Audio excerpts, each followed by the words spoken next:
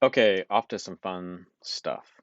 When you launch Pro Tools, you will notice that there's a menu structure at the top of the screen, and it it's good to know kind of in general what these menus are, so that you can quickly find when you need to, find functionality when you need it. So obviously the first one is the file menu, and this is all the file related stuff, like how to open a file, how to close a file, how to save a file, how to import and export, and then sign into your account if you need to do that. So all file-based things. The edit window is just like any other application. It has a lot of editing stuff like copying, pasting, and we'll get into all these kind of advanced functions later. But when we need to manipulate the media in selections, the edit menu has that kind of stuff.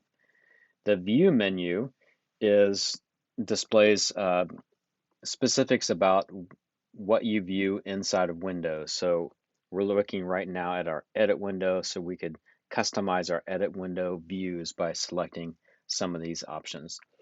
And this might be confused with why is there a view menu and then a window menu.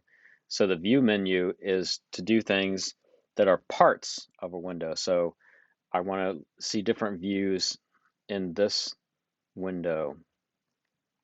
If I want to bring up other windows, I use the window menu. So if I want to bring up the big counter menu or window, I bring that up in the window menu. So the view and the window are kind of connected, but they have different purposes. The track menu obviously is when you want to do things for your tracks, like grouping tracks and duplicating tracks and splitting to mono and that kind of things. Creating a click track, that's an important one. The clip menu is when you want to do things to clips. These are little pieces of audio. We used to call them regions, but now we call them clips.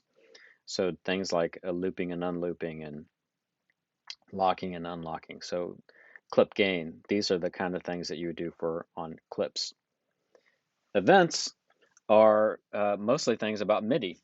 So if we want to change our time or tempo or some of our, like do quantization for MIDI, or if we want to do beat detective or identifying the beat, these are all things to do with MIDI.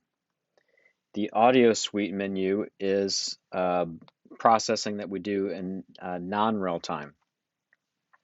So if we want to, permanently change the EQ of a clip or do normalization, that's in here somewhere, yeah, normalization, or any of the plugins, or at least most of the plugins have audio suite processing. So this is a rendered processing.